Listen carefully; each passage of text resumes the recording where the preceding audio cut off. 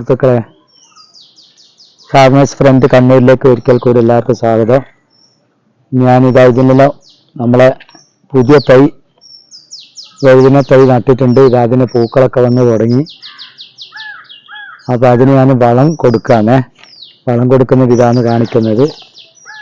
അപ്പോൾ നമ്മളിതാ തൈയൊക്കെ വണ്ണം വെച്ചിട്ടുണ്ട്. പൂക്കളൊക്കെ ഇട്ട് തുടങ്ങി. എന്താ ഇതൊക്കെ പൂക്കളിട്ടുണ്ട്. ഇത് പച്ച വഴുതിനയാണ്.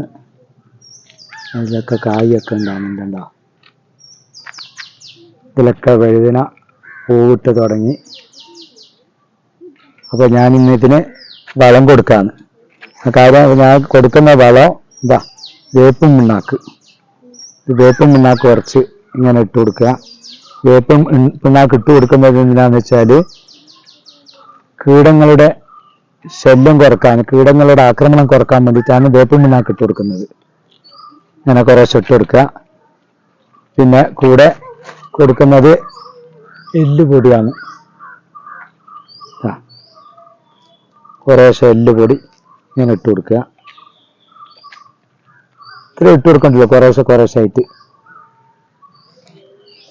അതിൻ്റെ ശേഷം അതിനൊന്ന് നമ്മളെന്ത് ചെയ്യുകയെന്ന് വെച്ചാൽ ആ വളം ഇട്ടതിന് ശേഷം ഇതുപോലെ മണ്ണിലൊന്ന് നന്നായിട്ട് മിക്സ് ചെയ്ത് കൊടുക്കുക.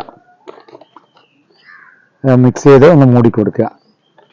വേണ്ട, ഇതേപോലെ ഒന്ന് മിക്സ് ചെയ്തിട്ട് നന്നായിട്ടൊന്ന് മിക്സ് ചെയ്ത് മൂടി കൊടുക്കുക.